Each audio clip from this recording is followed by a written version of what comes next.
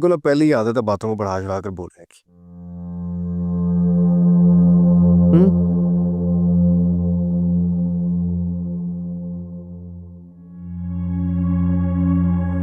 आसफ़ा कहाँ थी? सोचने में पड़ रहा था। तुम भी उनकी बातों में आ गई हो? तो धुआं वहीं उठता है जहाँ चिंगारी होती है। बताओ क्या चल रहा है? ये इतनी अक्ल किस बात की है तुम? ये मत भूलो कि जिस घर में तुम यहाँ बैठे हो ना, ये मेरा है।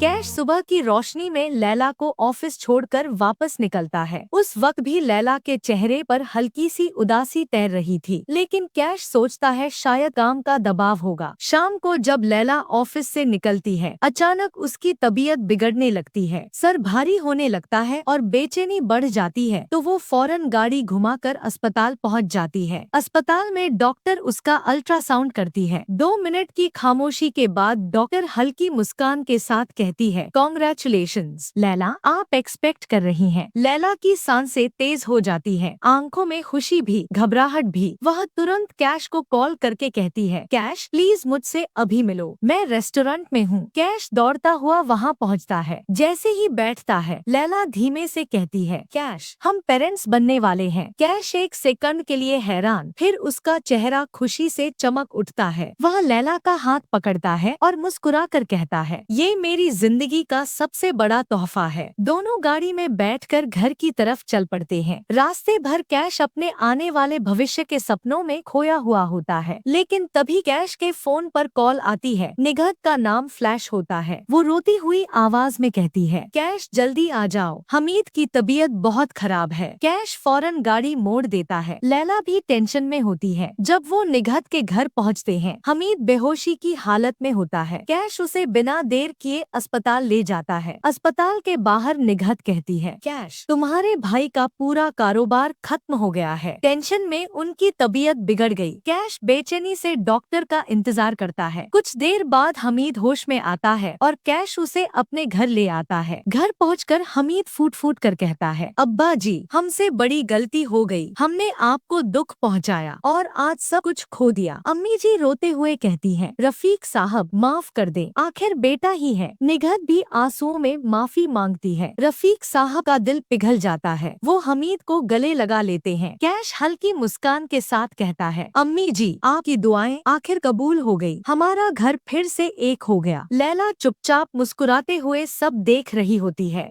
लेकिन तभी गेट पर दस्तक होती है। कंपनी वाले आते हैं और कहते हैं, घर खाली करें, हमें यह प्रॉपर्टी लेनी है। अब्बा जी परेशान हो जाते हैं, लेकिन कैश उनसे एक दिन का वक्त मांग लेता है। अगले दिन सब लोग अब्बा जी के पुराने घर में शिफ्ट हो जाते हैं। सामान रखते ही दरवाजा फिर खुलता है। माजिद अपनी पूरी फैमिली के साथ अंदर आता है। वह अब्बा जी के पास जाकर कहता है, रफीक साहब हमसे जो गलतियाँ हुई हमें माफ कर दें। रशीदा शर्मिंदा होकर कहती है, हमें इंसान समझकर माफ कर दीजिए। अब्बा जी सबको माफ कर देते हैं और घर का माहौल हल्का हो जाता है। तभी निगहत कहती है, अब्बा जी मैं अपने बेटे जीशान की शादी सिद्रा से करना चाहती हूँ। जीशान शर्मा कर हाँ कर देता है। सिद्रा के चेहरे पर भी खुशियों की हल्की लाली फैल जाती है। अब्बा जी इस रिश्ते को तुरंत मंजूरी दे देते हैं। 1 साल बाद घर दोबारा सज चुका है। आज जीशान और सिद्रा के निकाह का दिन है। हर तरफ मुस्काने, मेहंदी की खुशबू और निकाह की आवाजें। लेकिन इसी वक्त लैला की तबीयत अचानक बहुत खराब हो जाती है। कैश घबराकर उसे अस्पताल ले जाता है। निकाह हॉल में मौलवी साहब कबूल है पढ़ रहे होते हैं और अस्पताल में लैला ऑपरेशन रूम की तरफ ले जाई जा रही होती है। कैश के हाथ कांप रहे होते हैं। कुछ देर बाद डॉक्टर बाहर आती है और मुस्कुरा कर कहती है, मुबारक हो, आपके घर बेटा आया है। कैश की आंखों में खुशी के आंसू आ जाते हैं। थोड़ी देर बाद अब्बा जी भी अस्पताल पहुंचते हैं। बच्चे को गोद में लेकर कहते हैं, इसका नाम मैं अब्दुल्लाह रखूंगा। लैला के मुस्कुराते चेहरे पर फ्रीज, कैश की चमकती आंखें, पूरे घर की दुआएं और कहानी यही एक खूबसूरत खुशियों भरे अंत के साथ मुकम्मल होती है। अगर आप ऐसे ही और जमात तकसीम के रिव्यू देखना चाहते हैं तो हमारे चैनल को लाइक और सब्सक्राइब जरूर करें।